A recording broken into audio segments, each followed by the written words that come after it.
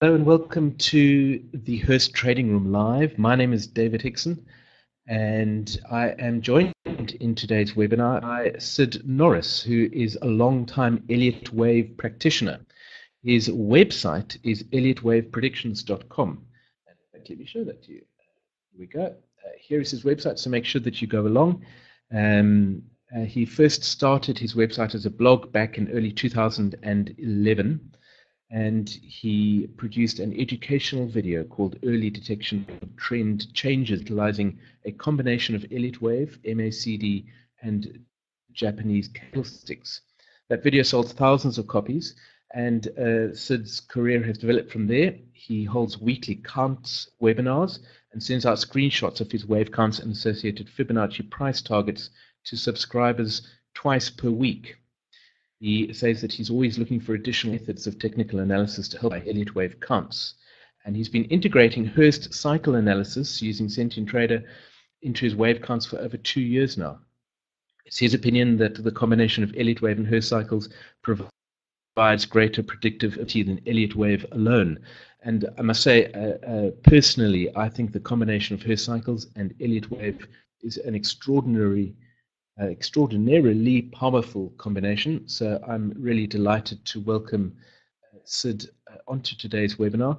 Sid is a very rare analyst in that he combines these two different approaches. There are very few analysts that I know who combine those approaches, particularly with the degree of competence that Sid has in both areas of analysis. So I'm delighted that he's joining us today. Before we get to speak and discuss combining Elliott Wave with Hurst Cycles, we need to, of course, take a look at our disclaimers. They are very important and they are legally obliged. So please make sure that you have read and understood these disclaimers before you move on and watch the rest of the webinar. Now, let me show you a chart in Sentient Trader.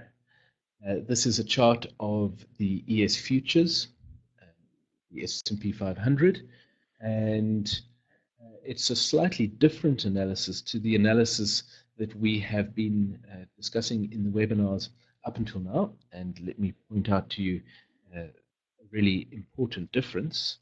If I can get this to work. There it doesn't seem to want to use the pen. I'll just use the mouse. The really big difference, as you can see, this March 2009 trough is not a trough of a really big cycle, the 54-month cycle or the 9-year cycle, which it has been in all of the analyses that I've presented.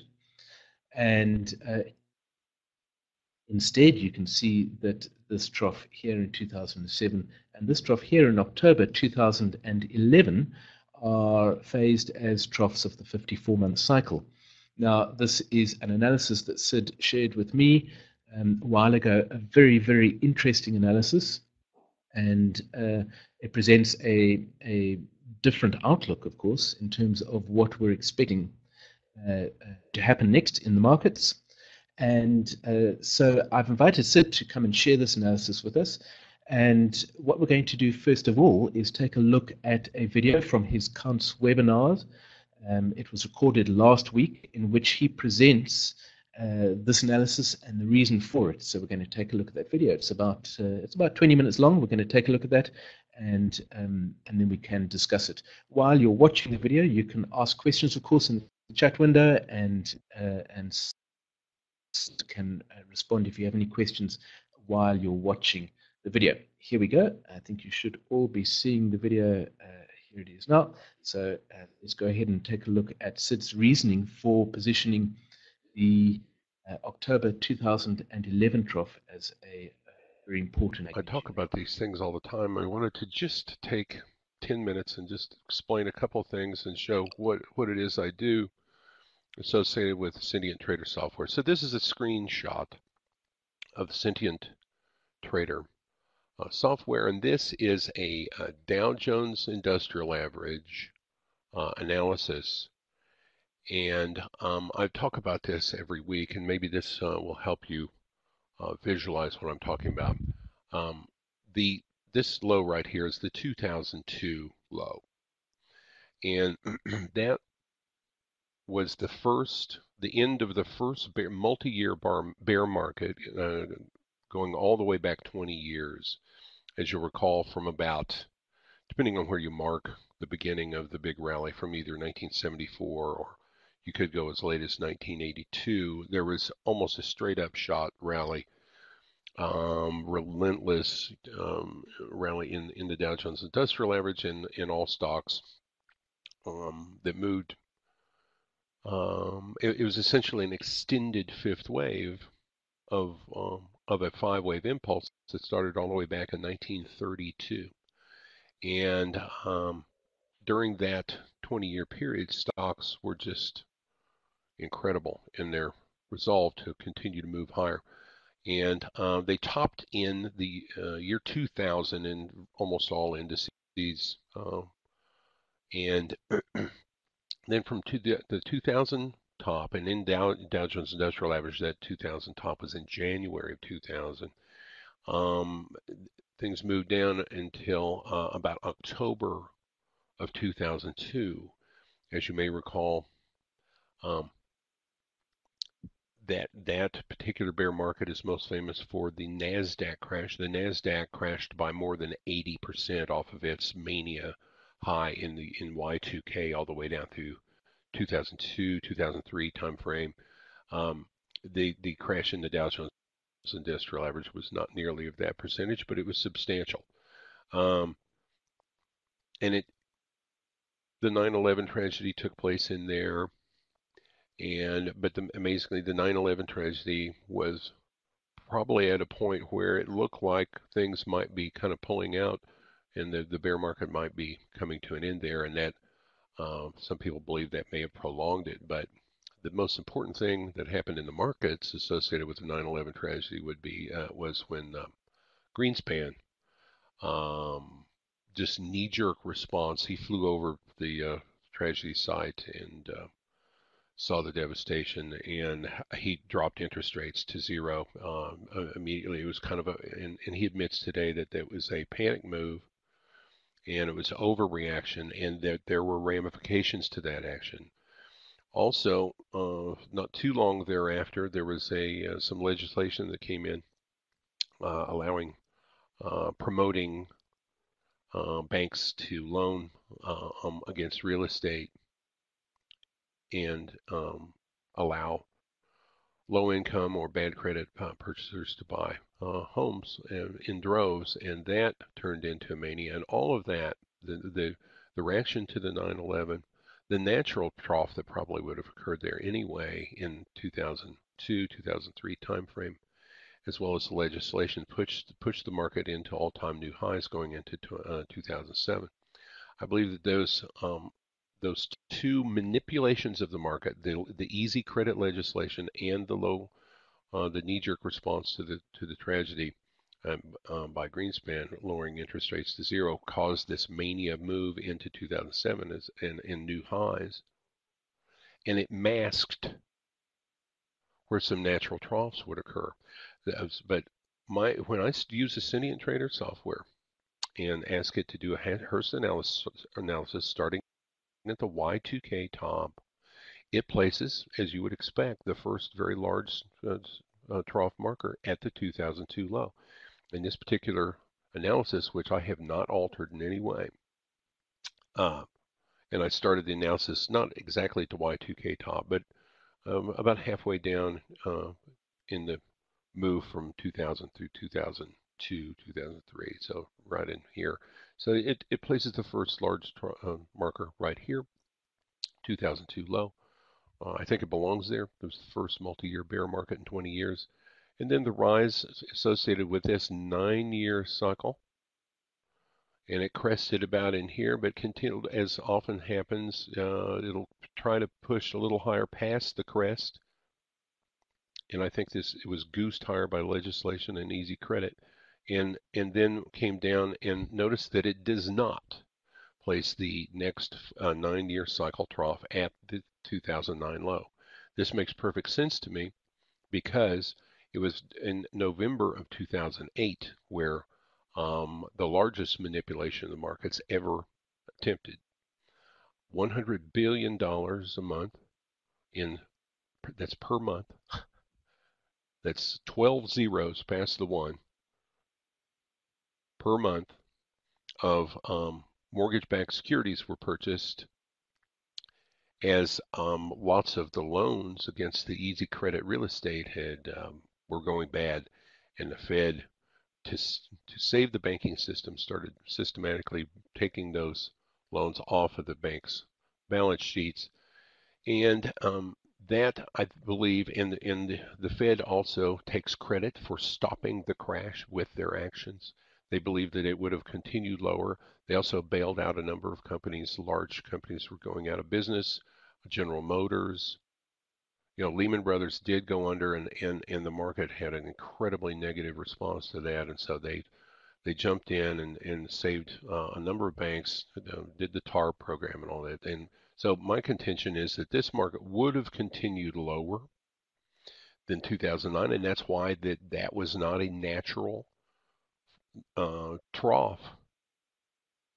The natural trough was later than that. Now, this particular analysis is placing it here in 2010, but I believe that, and this analysis has changed recently, but it has been placing it unaltered in October of 2011 for several years. I've been using the software for over 2 years now. That low right here in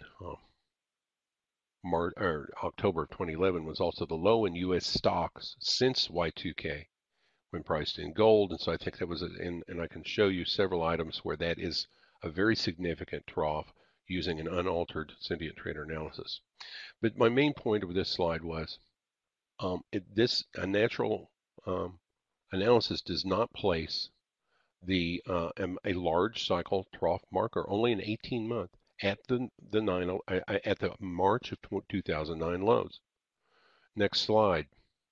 This is what a lot of Hurst cycle people are doing. They are forcing the March of 2009 low, which is right here, to be a large cycle trough. And so this is an unaltered Syndicate Trader analysis starting at the 2007 top. This is what a lot of the Hurst cycle people are doing, because it looks on a chart like that March 2009 low was a very significant low. In my opinion, if that was a phantom low, the market should have continued lower. And amazingly, in this analysis, it doesn't place anything, any significant marker on the October 2011 low, and this was the dip associated with the downgrade of the U.S.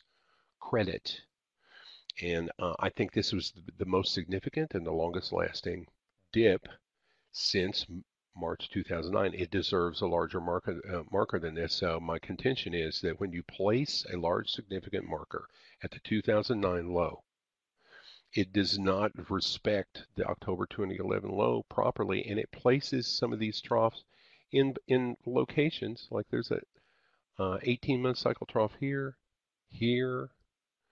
and then it does place one at the recent August 24 low. It's calling that an 18-month cycle trough, and you can see that it coming out of that low, the recent dip that we had last week that ended on Friday of last week.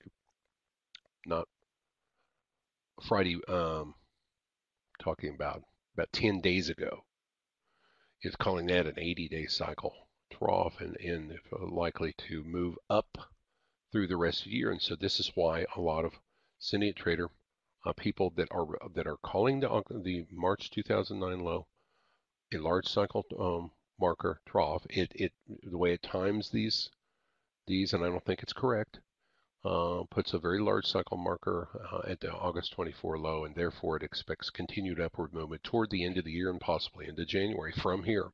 Now this is what I generally have been working with.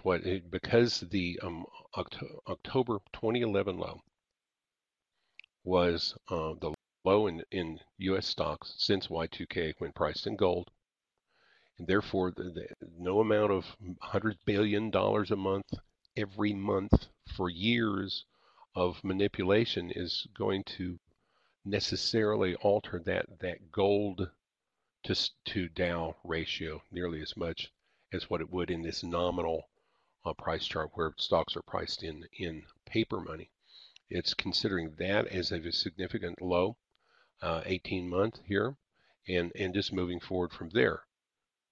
Notice that it places an 18-month at the October of 2014 low, but it does not place a large 18-month or 4.5 year, like the last slide, marker at the August 24 low. It calls it a 40-week cycle trough. But the problem I have with this analysis unaltered, and this is what I've been working with, is that it has this staggered nest of lows over here. And you'll see that in a clean structure, you have, this is an 18-month cycle trough. You have a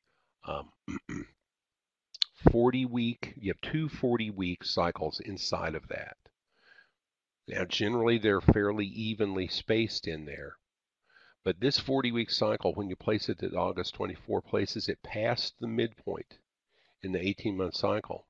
And therefore, it pushes the next expectation, the next 40-week, well past where the next 18-month cycle trough would be due. And so you have this staggered nest of troughs. And so what I've been doing is I have been repinning from the August 24 low back to the July 7 low, the 40-week cycle trough. And you'll notice that this really tidies up this 18-month structure. And so we have one 40-week cycle here ending on July 7th, another 40-week, all nested in a very tidy nest now, due around April of 2016. Repinning troughs. The reason that we do it is to tidy up situations like this in Cindy Trader, and generally a good analysis does end with these coordinated troughs. At the larger cycle troughs also are coordinated with the smaller ones. That creates a nest. I wanted to point out why I think the October 2011 low is the starting should be the starting point, a very significant low on virtually every analysis in stocks. Here's the XLF. These are financials. And when I start a Elliott Trader analysis at the high that it had near the Y2K high, and that actually in the financials, they stayed up a little longer all the way to January of 2001, and then gave it its multi-year bear market into October of 2002. And you can see that it is placing a 4.5-year cycle trough right there in October of 2002. And then this cycle, 4.5-year cycle, moved up and came down around March of 2007. This makes sense to me because this was an artificial push to the upside caused by easy credit. Certainly would affect the banks, and it affected the entire market. And then moving forward from there, the next 4.5-year cycle ends in October of 2011. You notice that is in the XLF the most prominent dip since March of 2009. Notice that it does not place a 4.5-year cycle marker at the 2009 low.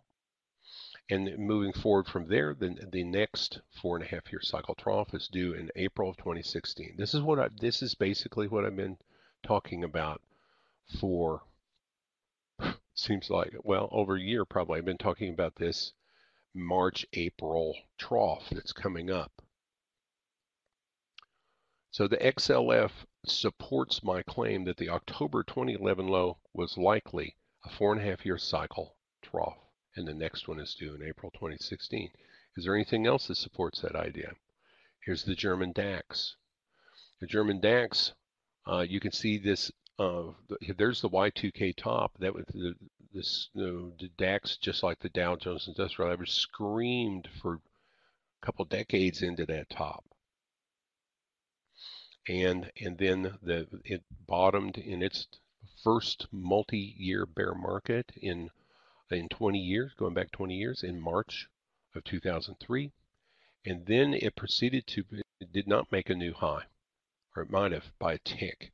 Doesn't matter if this is wave B of a triangle, then wave. So A of a triangle, B of a triangle, C, D, E. So this looks like a triangle that lasted from the 2000 top all the way to September of 2011. That's only, it bottomed 1 month prior to the October 2011.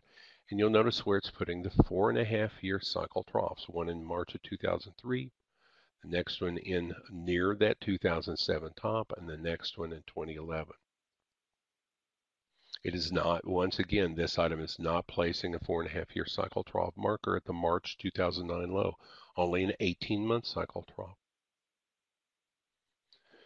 And then, so I can see a triangle here, and then up from that the end of that triangle, I can see 1, 2, 3, 4, 5 waves. I believe that that thrust out of that triangle and the DAX is finished, and this could be a profound high, a very large cycle degree high.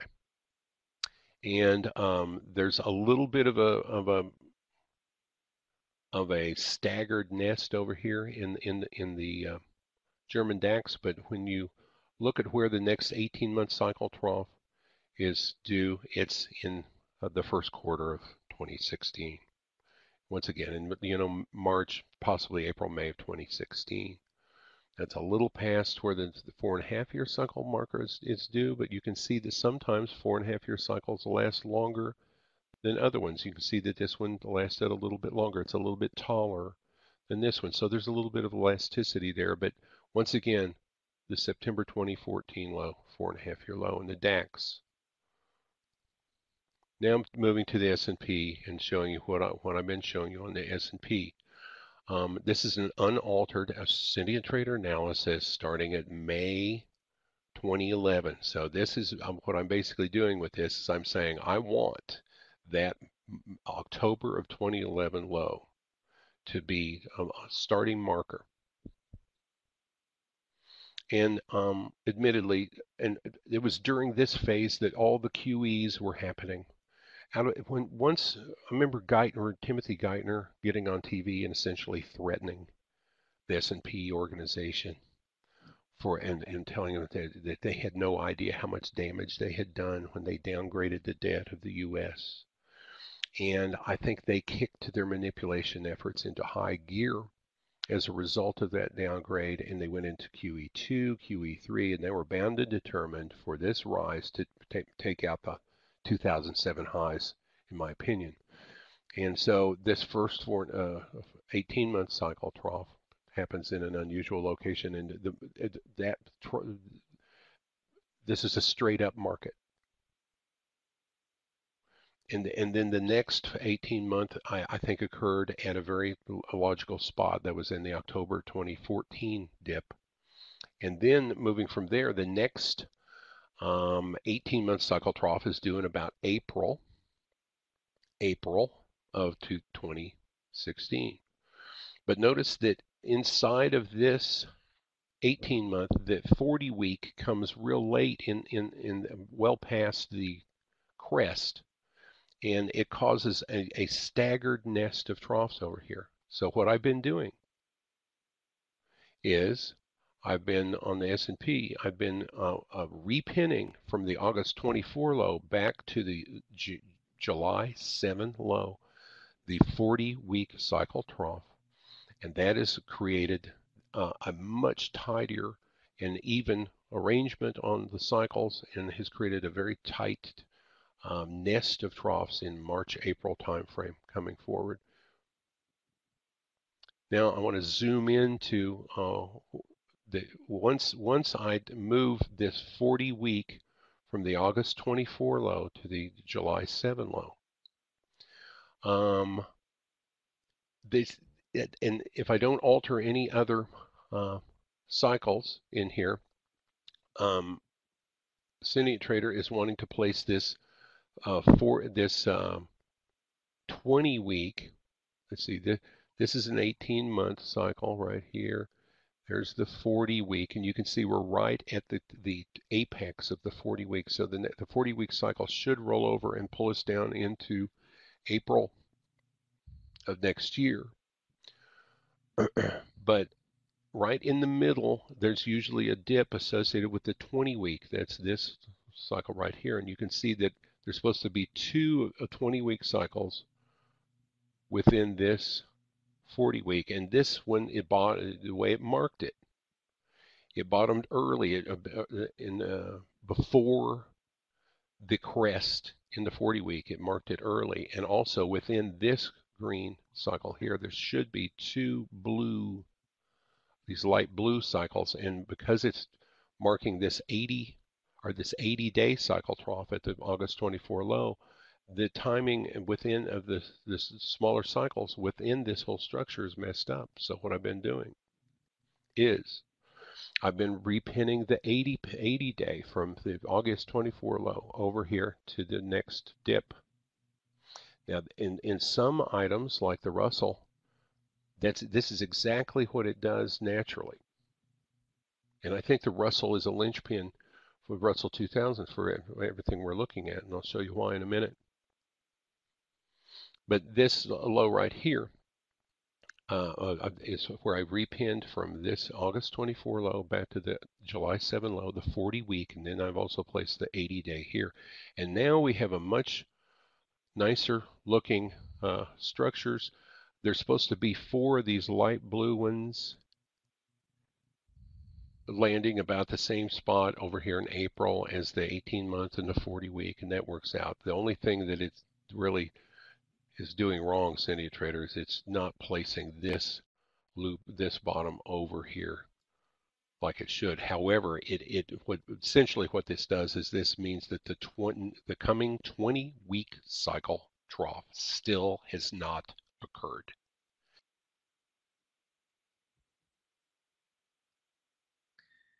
Okay, I hope you found that very interesting. I find it fascinating to hear a different analyst's way of working with Hurst Cycles. I'm very used to hearing myself hang on about my approach to Hurst Cycles, but it's really exciting for me to hear a different analyst speaking about how they're applying Hurst Cycles and the way in which they're working. I hope that you all found that refreshing. Certainly I did. I'd like to say hello to Sid. Sid, are you still there? Yes, I am.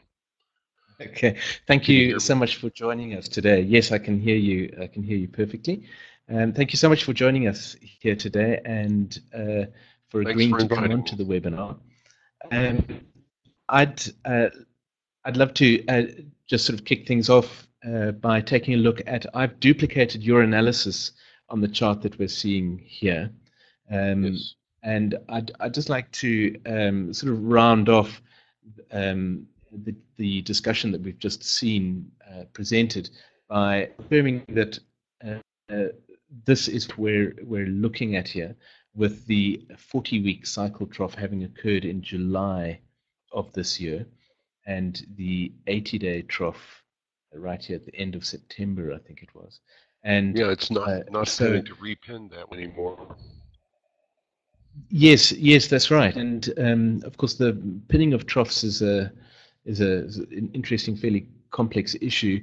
But what often happens is that as you get more data coming in, the software finds it easier to accepting of a trough, and so you find that the troughs that you have pinned in the past, you no longer need to.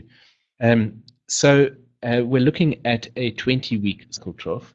Now, you mentioned at the end of that introduction, you mentioned that trough might still lie ahead of us. Is that what you still feel, or do you think that this trough here, where was that? That was 2 weeks ago. Do you think that might be the 20-week cycle trough, or do you think we still have a move down to come into that trough?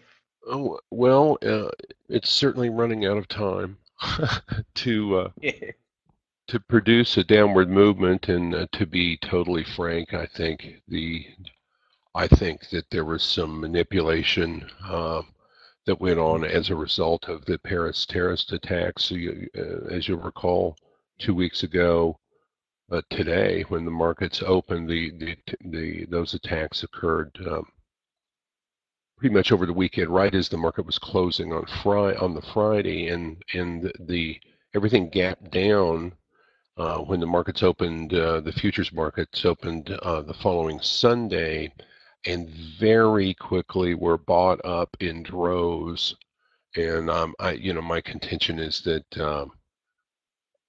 that was not your mom and pop investor calling their broker, screaming, Yeah. buy everything you can. And that was, I think, some plunge protection team, some preemptive action that occurred. And so that really has, just in 1 week, I think changed my perspective a bit on it.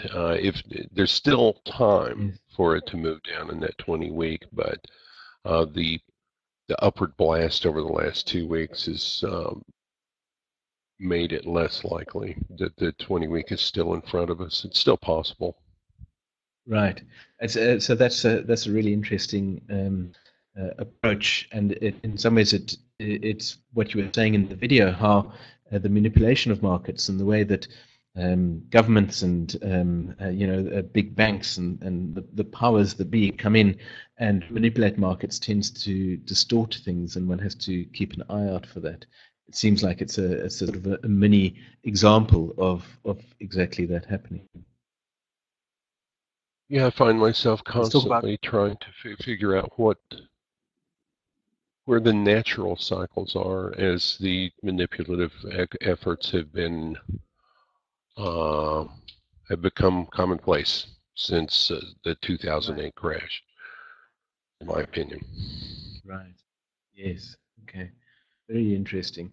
And so, assuming the 20-week cycle is past us or behind us, we're looking at the market making one final rise. I haven't really got enough room on this chart here. But then, of course, the big move that we're looking at is it moving down into this big 54-month cycle best of lows over here, which is about March or April of next year. So that's really the arc over the next 6 months or so, as we're looking at a peak forming and then the market moving down fairly strongly. Yeah, I think it's pretty interesting, David. You've been speaking about how you thought the markets would move up and peak in, I believe the last time I checked in, it was in January, is what you were I think thinking. January was what we were looking at. Yes, and the analyses I was sharing. Yes. Amazingly, and this I've noticed this happens, is whether one repins that 40-week from the August 24 low back to the July 7 low or not at this juncture, doesn't seem to be making that much difference. So even if the 40-week is still sitting in front of us, it looks like there's still going to be one last rise into either late in December or more likely a week or two into January, and that will be a pretty significant top and move down from there. So I'm not sure that it really makes that much difference at this point. Both of the analysis are calling for pretty much the same thing. Yes, that's fascinating. I've said it so often. It's one of the reasons I really enjoy trading with Hurst Cycles, because even if you have analyses, you often end up getting the same outcome in terms of what you expect. It's one of my sort of favorite features of Hurst Cycles, and it's one of the reasons some people are surprised that I really welcome different analyses, and I really enjoy looking at different analyses. And I think it's a tremendous feature of working with Hurst Cycles, that you can have a very different analysis than you'd come. He's asking about the composite model line. I actually created this chart just so that I could take a sneak preview of what the composite model line was saying. Now, the line, as you probably know, is a feature that we're still testing in Sentient Trader. And what it does is it takes a combination of all the cycle information that it has on the chart, and it combines that and puts it back together again. and it shows you what would happen if the cycles keep beating with the same rhythm and the same amplitude, which of course a paradox, because we know that the cycles do not keep beating with exactly the same rhythm. They suffer from the principle of variation, which is their wavelength and their amplitude. But there's what the composite model line is showing with particular analysis. You can see it's showing a strong movement, of course, into the March-April into the March-April 54-month cycle trough that the analysis shows us to expect. Recently, it seems to indicate that that the highest price that we should have seen would have been over here. Where was that in late July, August? But of course, the composite is not a predictive tool. It's not making a forecast. It's simply showing you how well the analysis fits the price. And if we zoom all the way out on this chart and have a look at that, I think you can see how accurately, and I was surprised when I saw this, you can see how accurately fits the price. Can you still see that composite model line? I know that it's a little bit faint on this chart, but you can see that composite model line, really sticking. This is a very good and very appropriate analysis for the price that we have there. So that's an interesting side comment. Sid, I would love to hear from you about the combination of Elliott Wave and Hurst. What do you think perhaps Hurst brings to the equation? What does what do Hurst cycles contribute towards the combination of the two? Well, if you look at a typical Elliott wave analysis, it projects ahead. It projects wave ahead, and that would hit specific Fibonacci price points, and those Fibonacci levels would be on base of prior waves. And but what they often do not do is give you a date window of when to expect the peaks and troughs. And so it doesn't address that at all. Time. Right. So I'm like, well, that's great. I think the S&P is going to drop back to, 2080. Well, how long is it going to take to do that? Because a lot of traders today, if they're going to trade Elliott Wave or Hurst, I think the futures market is, you get your expirations that might occur. The wave finishes that you're trying to trade. And a lot are they're using ETFs, right. but options are particularly attractive. And when you're trading options, you have to have a really good idea of how long it's going to take for price to get to your target. And that's essentially what Hurst brings to the table. I know I've seen many situations where I was very bearish, and I could see maybe 5 waves down and a 3-wave partial recovery, and so it retraced maybe 0.618 of the original 5 waves down. So in Elliott Wave, that's the textbook spot where you would get short. But if I find that if the Hurst analysis doesn't agree, and the Hurst analysis might be suggesting, no, this recovery is going to last longer, and if you jump in here, you're jumping in too early, and that is the value of the combination. It Right. helps you wait for, I think, the more opportune timing to get in on your positions. Yes, yes. Okay, fascinating. So Hurst, as David at Trading Host says, Hurst adds the vital timing aspect to it, because of course Elliott Wave, I believe I'm correct in saying, does there is some mention of time, but it's as focused as it is with Hurst Cycles in Yeah, terms of it's based on when. Fibonacci once again, Yeah. but when you're dealing with Fibonacci, there's a lot of ratios there. You know, if you Yes.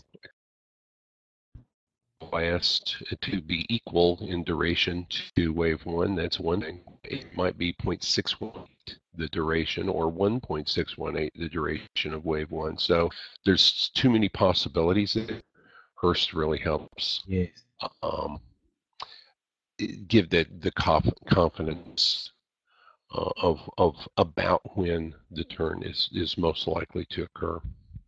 Right. And so do you find that when your Elliott wave counts are reaching a completion for a turning point, is at the same time indicating it's time for a turn, that your confidence is increased in terms of making your trade? Yes, exactly. And there are times when the Hurst analysis, I can't make it work with my Elliott wave analysis, Yes. and so this causes me to re-examine what I think the wave count is. And I mean, the most obvious example of when that occurs is if you're expecting a corrective move Right. and you've already seen an ABC, well, that correction may be finished, or corrections can extend. Honestly, Right. within Elliott Wave, there's no way to know whether that correction is going to extend or not. Um, Right. and so after an ABC, if that correction didn't take up very much time, you know, an Elliottician might guess, well, this we might get an X wave here and yet another ABC and a continuation of this correction, and the correction might go deeper than what it has already. And it's in that exact situation where the Hurst can solve the mystery, and so there's no Yeah. conjecture. It's a, you can look at it, go, there must be this correction must not be finished because we're not even close to the 40-week crest that's due. It's still due, you know, 3 weeks from now or whatever. So Yes. Yes. Okay. Yes. Fantastic.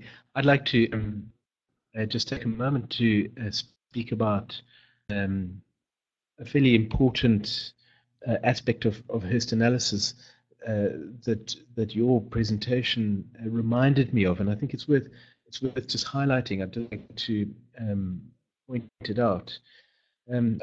Famously, in his Hurst Cycles course, said that the obvious trough, the really big one, such as in this chart, clearly August, is not necessarily um, definitely, the longer cycle trough, the one that you are really looking for. And Sid has highlighted a fantastic example of this. And in the Hurst Cycles course, Hurst spent a good deal of time. I'm sure there's an entire chapter devoted to this concept, because when you first approach Hurst Cycles analysis, you obviously you find the really big troughs in price, and you label them, and you say, okay, this is a trough of 18 months, and then we're expecting a 40-week cycle trough, and so clearly here's the next one. That's obviously going to be the 40-week cycle trough. However, Hurst made a really a constant point about the fact that cycle troughs are not necessarily the most obvious ones. And there's a great example here, and it's not just with regard to the 40-week cycle trough. So let me just clear that. Let's assume the 40-week cycle trough did occur over here, as indicated in this analysis. We had a big move down, and we had a trough forming over here, and then we had a second trough forming over there. And for somebody new to Hurst Cycles, they would be tempted to say immediately that the deep trough would have to be the bigger magnitude trough. That would have to be the ankle trough in this particular instance. And if we count the number of bars, I wonder if I can do that. No. Yeah. If we count the number of bars, let's start over here. If we count the number of bars there, you'll see that trough occurred at 51 days. Very interesting, a very interesting number, but I won't do that now, 51. And this trough over here occurred at 85 days. And so we basically either had a short 80-day cycle or we had a long 80-day cycle, depending on where you position that 80-day cycle trough. Hurst's point of saying that it is not necessarily the obvious trough that is the correct one. And this is a really perfect example of it. And in fact, if you have a look at the formation of this trough, if we just zoom in here, you can see how this first year at the end of August was in fact the price dipped below the level of the trough in September for only a very brief amount of time, certainly less than a day. It's the tail of that 1 day bar that drops down below that level. All in all, you could count these 3 bars over here as having dropped down below that level.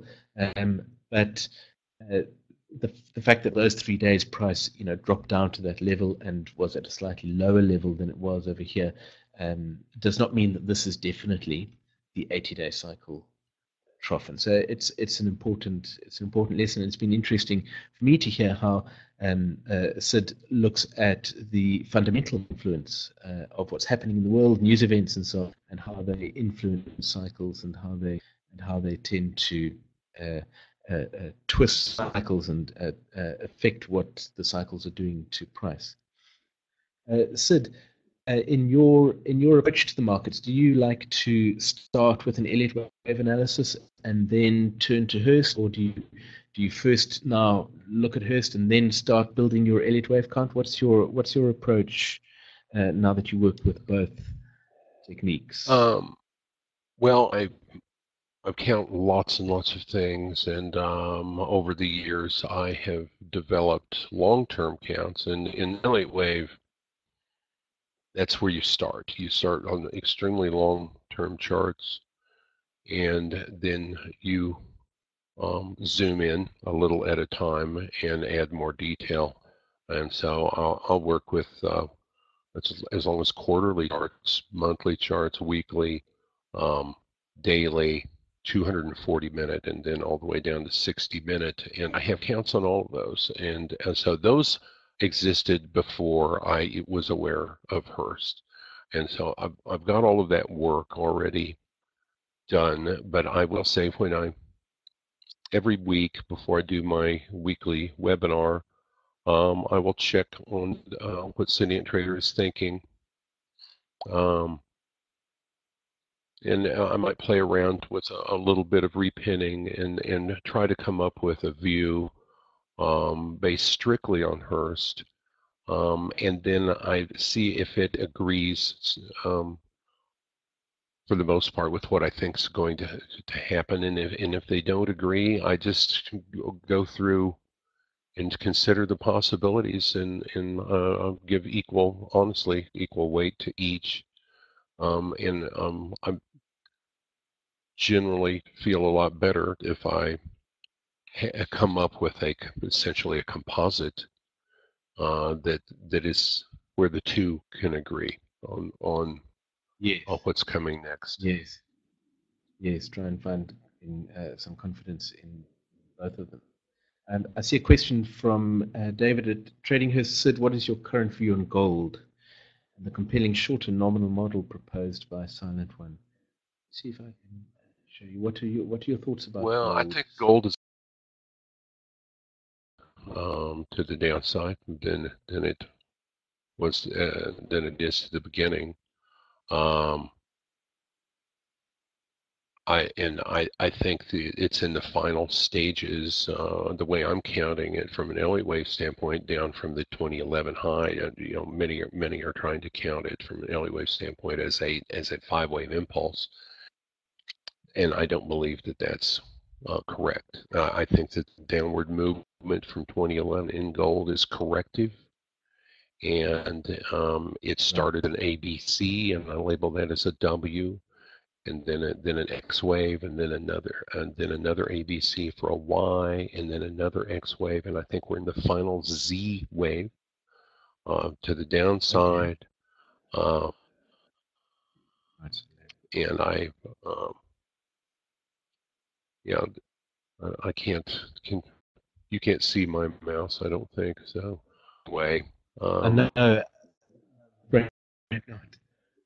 I think that the So, leg down that it's involved with right at the moment, just yes. the very last little thing over the last couple of weeks.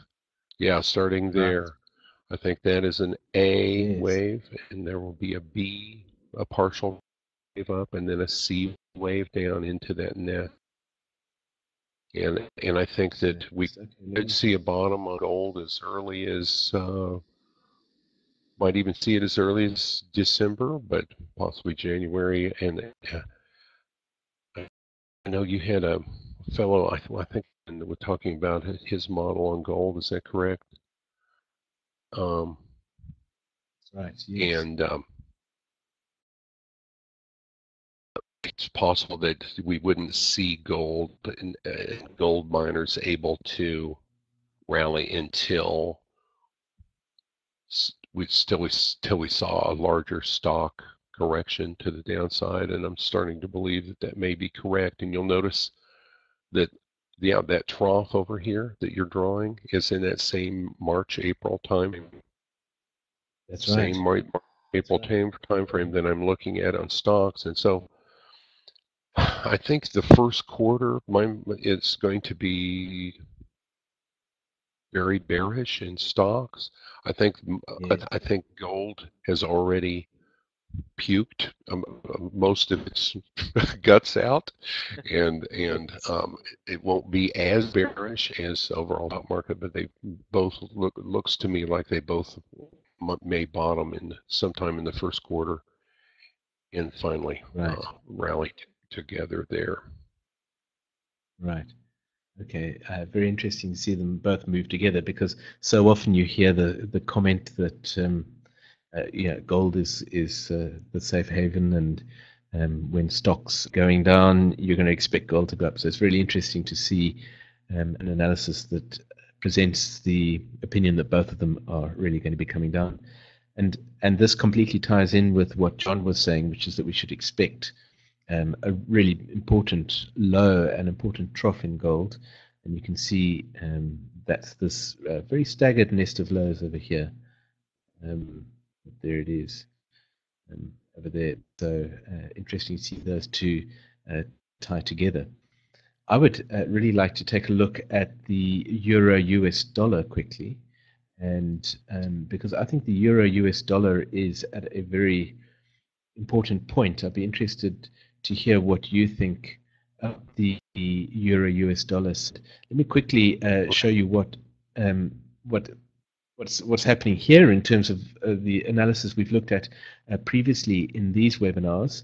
This is, of course, the analysis I've been working with for some time now. I expected this 54-month cycle trough over here to occur. I started waiting for it in December of last year, I think it was. I was expecting that trough to form. In March, the trough did form. In my opinion, at the time, or shortly afterwards, and ever since then, we've seen a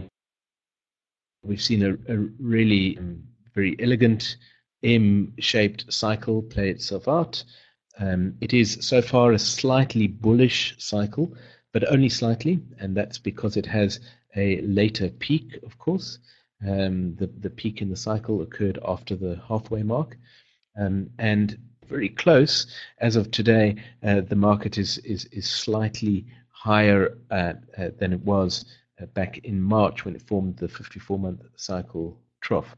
You can see from this nest of lows that the 40-week cycle trough is expected fairly soon. If you down to shorter and shorter cycles, you could argue the case that it's expected this week, but I tend to avoid drilling too far down when you're just sort of glossing over the analysis like this. It's better to say that the 40-week cycle trough is expected soon, and so we are expecting a turn up. If it turns up above the level of the trough in March, then that probably will be a 40-week cycle trough. But it's been a interesting trading opportunity, in my opinion, because we are expecting it to turn up. The other possibility, of course, is that the market, the price of the euro against the dollar, will keep dropping down and form a lower trough, in which case, of course, it turn up with the benefit of hindsight to actually be the 54-month cycle trough as opposed to formed in March. I'm not too bothered by that. I've said in previous webinars, I'm not too worried about the 54-month cycle trough did occur in March, or whether it's going to occur now, coming up soon. If it does still lie ahead of us, then we need to be very careful of jumping in too soon, because the move down into that 54-month cycle trough might be quite steep, as you can see happen in February and March, right at the left-hand side of that. But this situation in the euro-US dollar presents an interesting difference, in my opinion, between what happens with Elliott Wave and what happens with Hurst Cycles. With Hurst Cycles, you're expecting your cycles to beat with a rate that keeps going. But if a trough drops lower than expected, then you simply shift some of the longer cycles over and you say, actually, the trough of the longer cycle. Whereas Elliott Wave, of course, you have the very firm rule that when the wave 2 or completes, it cannot be below the start of your count. That's correct, isn't it, Sid? Yes, we call it an invalidation. An invalidation, right. Invalidation, so but that doesn't mean we can't come up with another wave count that will explain it. Just like you just mentioned. It's, if there is a new low, there's a decent chance that Syndicate Trader will relabel that. Is that a 4.5 year? Yeah, 4.5 year. Yeah. Over a bit, although it doesn't have to. If there's a new low, I've got to accommodate it with some different labeling. Right.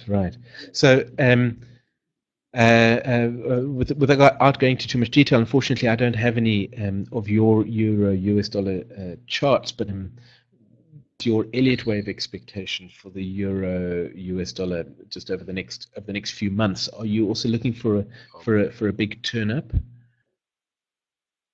Yes, my analysis is identical to yours. I've got that 4.5 year cycle trough there in March, and right. And in Elliott Wave terms, what is that?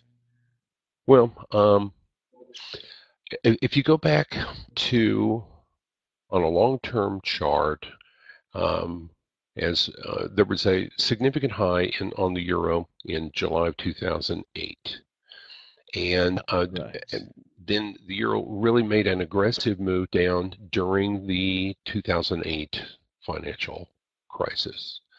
Right. And after that initial move, it pretty much ground sideways for something like 6 years. And that structure, I believe, and I've counted it all along as an Elliott Wave triangle.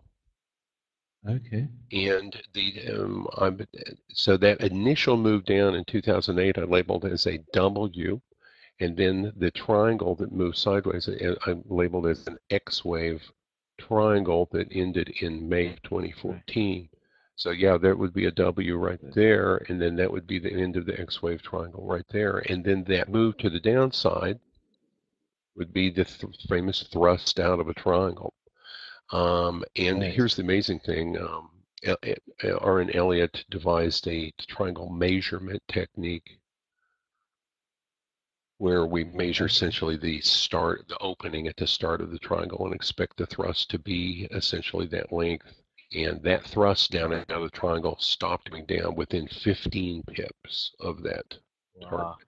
I was able to set that target in as early as June of 2014, and over 2,000 pips later to the downside, it stopped going down within 15 pips of that target. So that appears to me to be a finished structure to the downside, and so I have not been thinking that the euro would make any more new lows below that low, but it is trying to. It is trying very hard. It's within 40 pips, I think, of finding a new low. Yes. And here we are at this very large 40 week cycle trough area in a very nice nest. We're very close to it. So yeah, I'm expecting a turn to the upside, and Draghi is due to, well, the ECB is going to release their rate decision on Thursday this week. And here in the U.S., it's very early in the morning Thursday. It'd probably be in the middle of the day there. And so all of this is suggesting that it's possible that he does all of the jawboning he's done and does not he doesn't come through with anything of any substance in to further weaken the euro, and that it starts to bounce from there. So we'll see. Bounce up. Yes. Okay, very interesting. Something I love to do, of course, is work out targets on the basis of FLDs. So it's interesting you mentioning that that move down, which I've now zoomed in. But Sid was saying this move down from that peak down to here matched the move down into the triangle that we saw a moment ago. And of course, here's an FLD. Here is price crossing the 54-month FLD, a very messy cross. So price tracked along it, but interesting how one possibly combine the techniques and come up with what looks as if that would have been a fairly similar target, because of course the FLD marks generally the midpoint of the move. And so if you'd been working with Sid's Elliott Wave target for the move, the thrust out of the triangle, you would have had a target down here around about 105, and if you'd been watching this FLD, that could have definitely confirmed that target for the move down. Let's just quickly speak about how one might start approaching a trading decision in the euro to US dollar. So we're looking at a very interesting situation where it has come all the way down almost to the level that we saw in March, which was somewhere down here just below 105, and here we are just above 105. And so we are expecting a turn up. If you're an Elliott Wave analyst, then that might involve adjusting your count slightly, perhaps. As a Hurst cycle analyst, even if price drops down below the March level, it's probably not going to make a huge amount of difference. I love to use the FLD, of course, and I'm going to bring the 20-day FLD again. I love to use the 20-day FLD as a way of entering the market, and so here you can see, following the previous 80-day cycle trough, which occurred here, September, we had a cross up over there, which was A. Pen seems to have stopped working, but I'm trying to write with my mouse. Then we had a BC over here as price came down to the FLD. That probably a D. Interesting how price came up to the FLD, break up above it, a very bearish sign, and came down again, touched it over here. That was probably our GH. And so our next cross of the FLD would be a very interesting point at which to consider entering into a long trade. You have to be a little bit careful though, because that FLD has provided resistance in the past, and if price is going to keep moving down, you should be a little careful of being trigger happy and jumping into your trade when it comes back to that FLD again. As I've just mentioned, if this does turn out to be the 54-month cycle trough, that really should be displaced over here. And even if it is simply a 40-week cycle trough, of course, we're going to get quite a strong move down into it. We've already seen a strong move, and so you need to be a little careful. Jumping in front of a moving train can be a dangerous thing to do, and so this market is still moving down. I noticed somebody mentioned, was it Robert, perhaps we could use a VTL to get into this trade. So let's just have a look and see what VTLs we have here.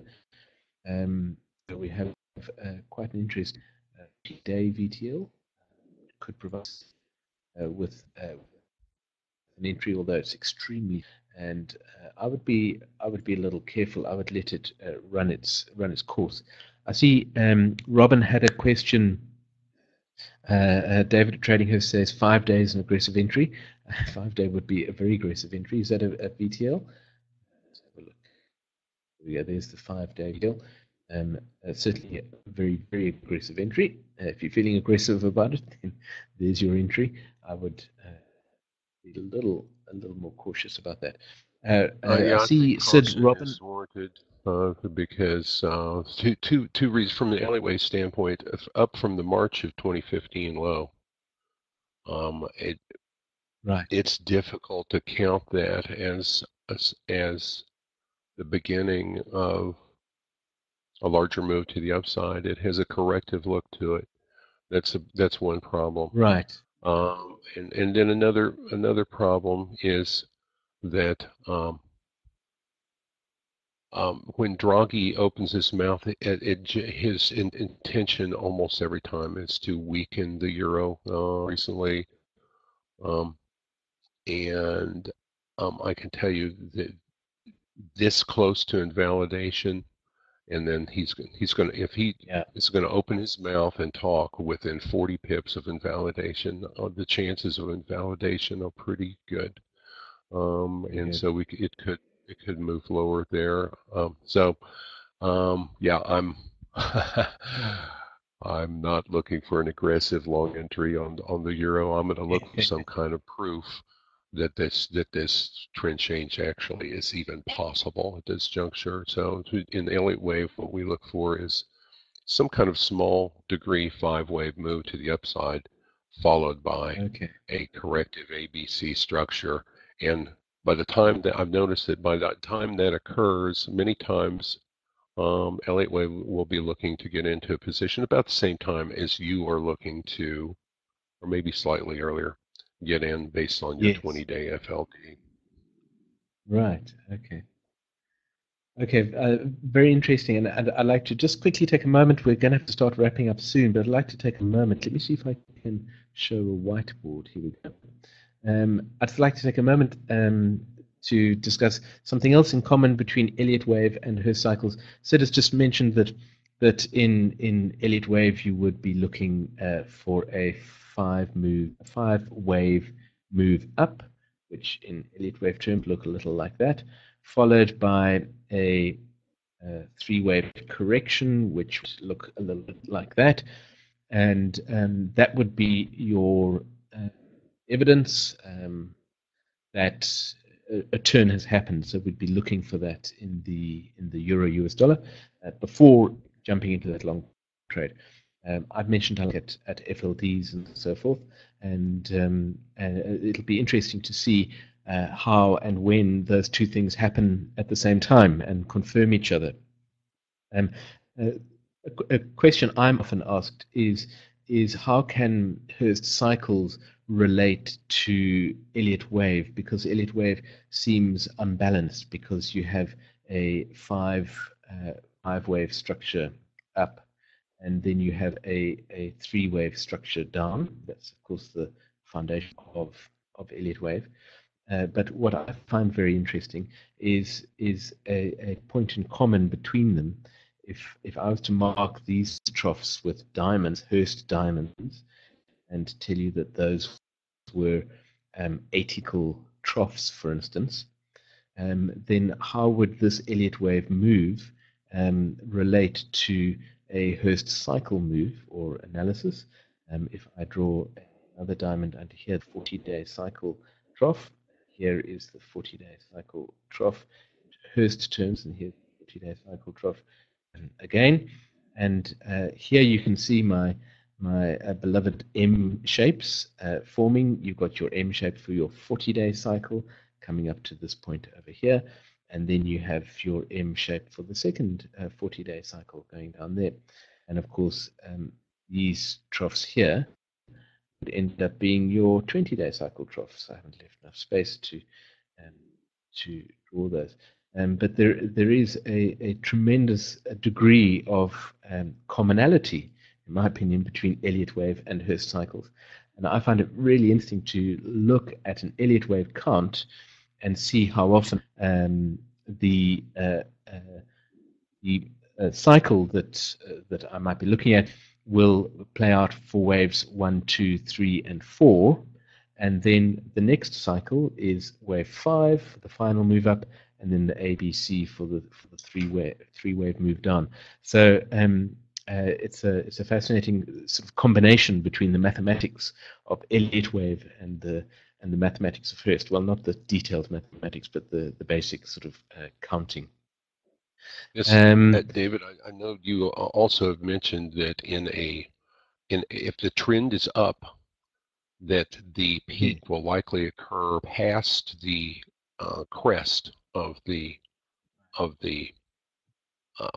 current cycle, and how many times have you seen that occur? Where That's right. the price peak actually peaks just past a bit past after the arch has rolled over. And so that would, right. And generally in Elliott wave 5 waves indicates the direction of the trend. So the two work beautifully together, Hurst and Elliott really wave. Do. Yeah. There's sort of a rough semicircle. Yeah, the two really work hand in hand. They're not sort of contradictory approaches by any means. They're very similar approaches. I see a few questions there, a few comments. Let's first of all have a look at crude. Let's take a quick look at crude. I see Craig asking to look at the dollar index for a peak analysis. I'll show you a peak analysis of the dollar index, but I'm afraid I don't think we're going to have time today. I don't have one loaded up on this system. Let's take a look at crude. I'm not sure which of these charts I'm looking at here. Let's just find one that presents a fairly. Okay, well let's discuss this analysis. Zoom it out. Okay, here we go. So it's been a while since we spoke about crude in these webinars, and I'd have to sort of quickly catch up with what this analysis is saying. But it'd be interesting to hear, Sid, what are your thoughts about crude? What are your opinions about crude, particularly from an Elliott wave perspective? I think crude back in 2008, when it mid-year it hit its all-time high and then crashed, associated with the financial crisis. And then after that crash, it spent, once again, very similar to the euro, it spent years consolidating, moving sideways in a narrowing pattern. And I believe that was depending on which crude item you chart, it may have been an Elliott wave triangle, and then the thrust to strong move to the downside that we've seen since, I believe it was July of last year, I believe was a terminal thrust from a triangle. The question is it finished yet? It may be, but once again, just like the euro, it's flirting with the possibility of making a new low below the low it made several months ago. Was that in March? don't have my oil chart Yeah, up. I think it's dropped down below that, and now we're looking at whether that's going to. Let me zoom in here and turn off these circles. This, yeah, there was a low in March, and it's dropped down. Actually, I don't have updated data in this. Where am I getting the data from? Sorry about that. This is not an updated. This is not an updated chart. I haven't seemed to have loaded any new data into it, so it's really a little bit out of date. Let's see. But as you say, And your price whiteboard is still on, David. Your the diagram Oh, that my you whiteboard drew. is. Oh, okay. I've been fiddling around with these charts. There we go. Okay, sorry. Okay, so the data isn't the data unfortunately isn't updated on this chart, so it's a fairly pointless discussion.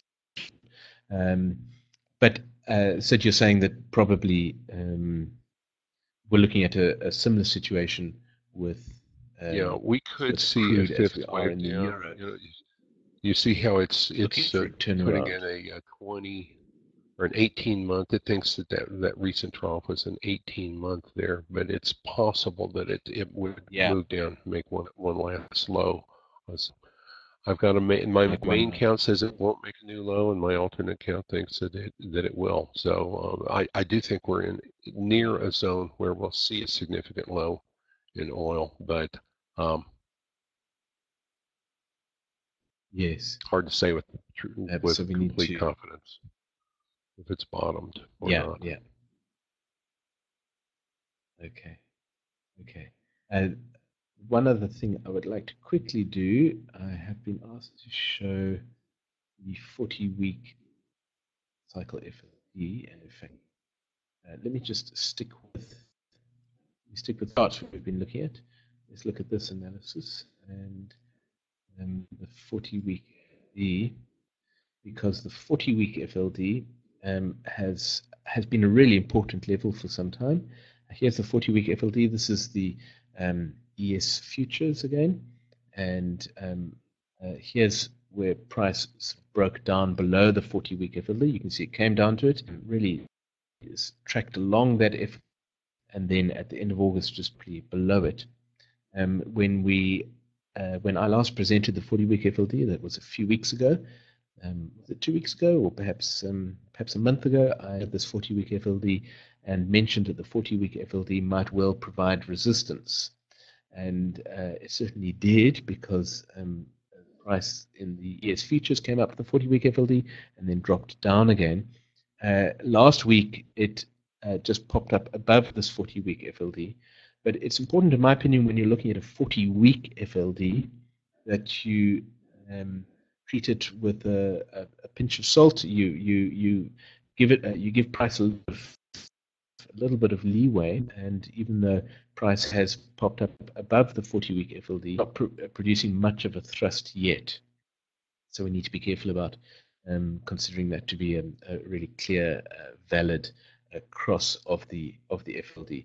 If I display this chart in a weekly time frame, here you can see our price has just popped up above it, and it's in that sort of zone where if it just stays where it is for another week, then it will by default have crossed down below the FLD.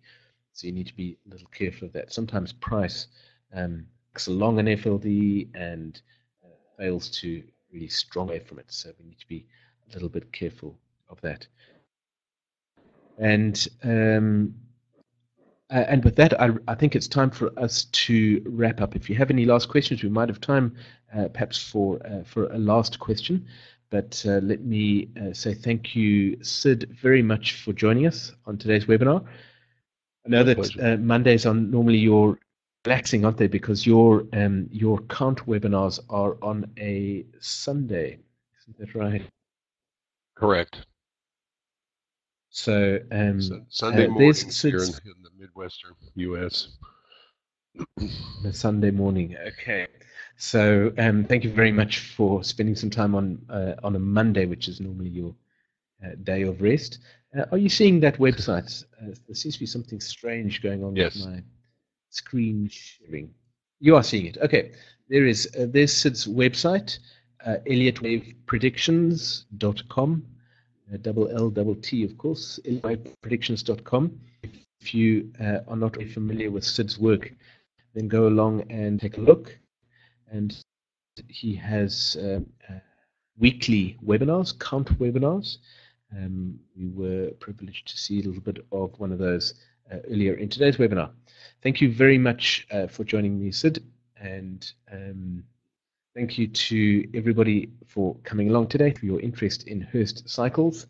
And I look forward to seeing you next week. I will be doing a webinar next week. We seem to have fallen into a bi-week routine, but I'm going to be doing a webinar next week, next Monday, so that you register for that and come along.